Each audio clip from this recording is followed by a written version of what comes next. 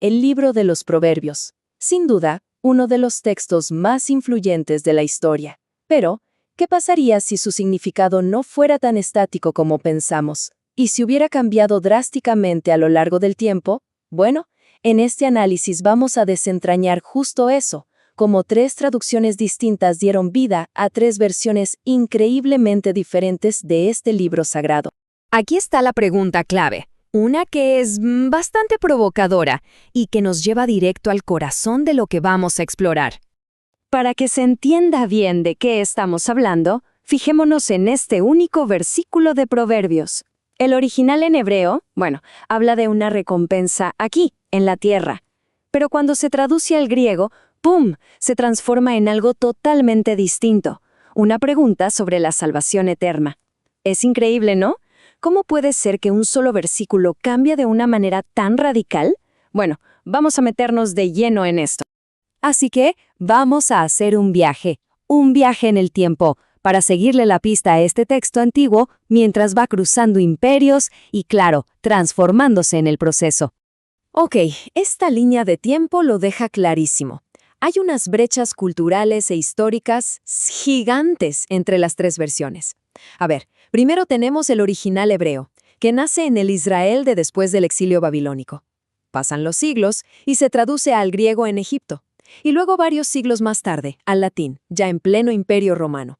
Es que no es solo el idioma, es que cada versión nació en un mundo completamente distinto. Y eso, claro, lo cambia todo. Nuestra primera parada, la Alejandría helenística. Imaginen una ciudad vibrante, cosmopolita, un lugar donde las ideas de Oriente y Occidente chocaban y se mezclaban constantemente. A ver, los traductores de Alejandría tenían un trabajo mucho más complicado que solo cambiar palabras de un idioma a otro. No.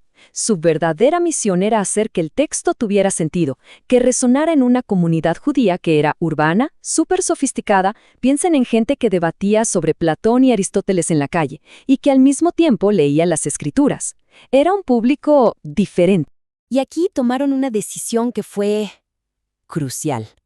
Reemplazaron el concepto hebreo de Sheol, que es una idea un poco vaga del inframundo, por algo que todo el mundo conocía, el Hades griego. Fíjense en el original, habla de ir hacia las sombras, los Refabim, que son estos espíritus de los muertos, una idea un poco misteriosa. Pero miren lo que pasa en la versión griega, es que es fascinante. No solo meten al Hades, sino que de repente aparecen los gigantes de la mitología griega.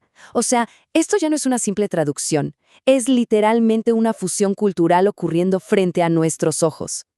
Y este proceso de urbanización del texto se ve en todos lados. Por ejemplo, la idea hebrea de prójimo, más rural, se convierte en el concepto político griego de ciudadano.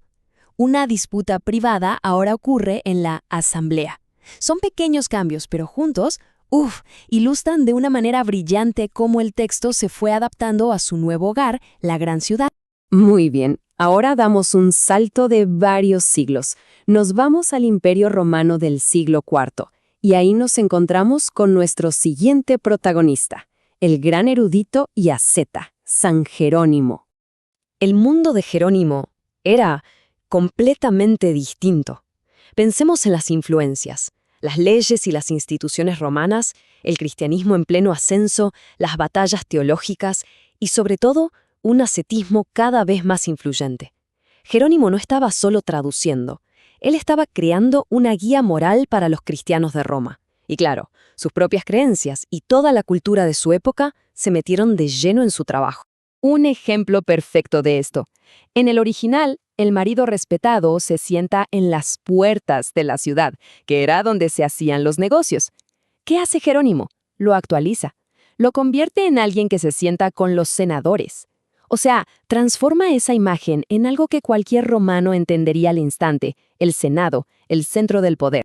Y muchísimas veces, Jerónimo mete sus propios valores ascéticos. Por ejemplo, aquí, un proverbio que originalmente hablaba de pensar antes de hablar, se convierte en una lección sobre la virtud de la obediencia.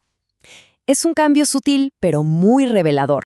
Y aquí, esto es importantísimo. En medio de los grandes debates teológicos de su tiempo, Jerónimo toma la palabra hebrea para aprendizaje o conocimiento y la traduce como gracia, gratia en latín. Con esa sola palabra está inyectando un concepto cristiano clave, fundamental, directamente en el texto. Ok, ahora vamos a tocar un tema que es como una ventana súper clara para ver los valores de cada cultura, la forma en que se representa a las mujeres. Veamos a la esposa ideal. En el original hebreo se celebra a la mujer de valía, una mujer fuerte, trabajadora, casi una empresaria. ¿Qué pasa en la traducción griega? Usan un término que se traduce literalmente como mujer varonil. O sea, reformulan su valor, pero en términos de virtudes que en esa cultura se consideraban masculinas. El cambio es total. Ahora, la esposa contenciosa o peleadora. Fíjense en la escalada. El hebreo la compara con una gotera constante.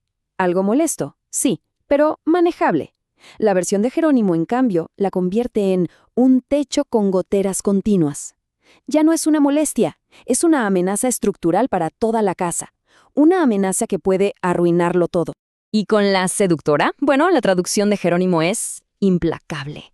El original describe a una mujer vestida de cierta forma, con un corazón reservado. Pero Jerónimo añade que está preparada para capturar almas. ¡Capturar almas! La transforma de un peligro social a una amenaza espiritual casi demoníaca. Esto es un reflejo clarísimo de su visión ascética del mundo. Bien, después de todo este viaje, la pregunta es, ¿qué nos dice todo esto? ¿Por qué es importante entender estos cambios? Pues la primera conclusión es bastante clara. Traducir nunca es un acto neutral. No es un proceso mecánico de cambiar una palabra por otra, no. Cada traducción es en el fondo un acto de interpretación. Es una conversación entre culturas. Entonces, podemos ver el viaje del texto en 3 grandes pasos. Primero, el contexto original, en el antiguo Israel. Luego, la adaptación cultural en la Alejandría helenística, donde se mezcla con la filosofía. Y finalmente, la reformulación teológica en la Roma de Jerónimo. Este proceso nos demuestra que los textos antiguos no son objetos de museo, reliquias estáticas. Son documentos vivos que respiran y se van transformando con cada cultura que los lee y los hace suyos. Al final, lo que pasó es que el libro de los Proverbios se convirtió en una especie de espejo. No solo viajó a Grecia y a Roma, en el proceso se hizo griego y se hizo romano, reflejando las preocupaciones, los valores, el alma de cada sociedad que lo leía. Y esto, claro, nos deja con una última reflexión. Porque si un texto antiguo cambia con cada generación de lectores, ¿qué dice eso de nosotros hoy? Cada vez que alguien lee un texto como este, se suma a esa larguísima cadena de interpretación.